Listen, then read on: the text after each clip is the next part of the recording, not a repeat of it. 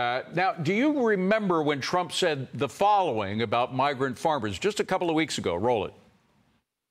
Our farmers are being hurt badly by, they have very good workers. They've worked for them for 20 years. They're not citizens, but they've turned out to be, great. You go into a farm and you look and they've been there for 20, 25 years and they've worked great and the owner of the farm loves them and everything else. And then you're supposed to throw them out. And you know what happens? They end up hiring the criminals that have come in, the murderers from prisons and everything else. So we're going to have an order on that pretty soon, I think. We can't do that to our farmers. And leisure, too, hotels. We're going to have to use a lot of common sense on that. Now, Agriculture Secretary Brooke Rollins joins me now. Madam Secretary, we were kind of surprised earlier in the week when we heard you say that farm workers would not be receiving any kind of amnesty for their work, undocumented workers who've been working on the same farm in the United States for years. Why the change of feeling about this? Well, listen, there's really been no change. This president has been unequivocal and made promises all along the way that this is not about amnesty. It's not about anything specific to that. This is about him backing the farmers, which he has always done.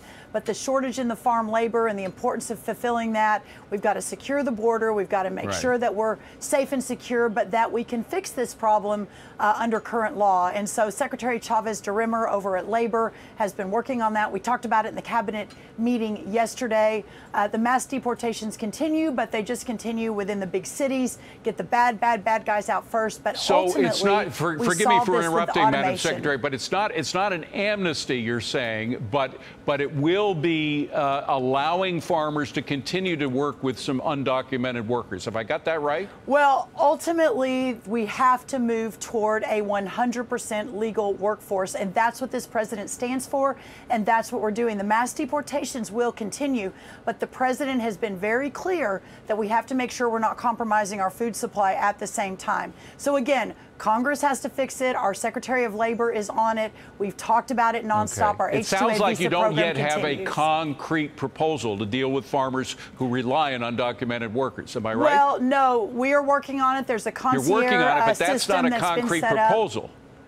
Well, no, the president has been very, very clear. We need to make sure that the food supply is safe. Lori Chavez DeRimmer is on it. She is leading the way. The H-2A program has been in place for a long time. The border has to be secure, and there will be no amnesty. So, listen, none of this is easy. We weren't put in place here for any easy I agree with you 100%. It ain't easy. The president is moving forward. It's not easy, but I don't think it's fair to say there is a concrete proposal when you're still working out details to try to deal with the needs of farmers who need a lot of these undocumented workers and at the same time not providing an amnesty. But I do want to move on because the Chinese issue is of great concern to a lot of American farm owners. And you have a new way of dealing with that. The Chinese have bought up a lot of land that is either on farmland or close to it, also close to military bases. How are you dealing with that?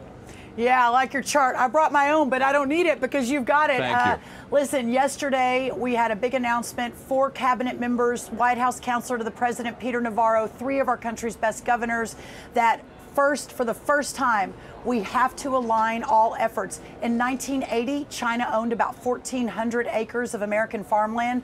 Today, it's almost 300,000 acres of American farmland that they have purchased around military bases all over the country. This is a massive national security threat. So agriculture for the first time is going to be on the CFIUS committee, which is out of Treasury, which looks at every transaction across the country on our farmland, in our agriculture sector. Farm security is national security, and that's what we have been saying. If we can't feed ourselves, we are no longer a world superpower. That's how important this is. Madam Secretary, you got a lot on your plate. Thank you for taking time to be with us to explain some of this. Thanks really for appreciate having it. me. Absolutely. Yeah.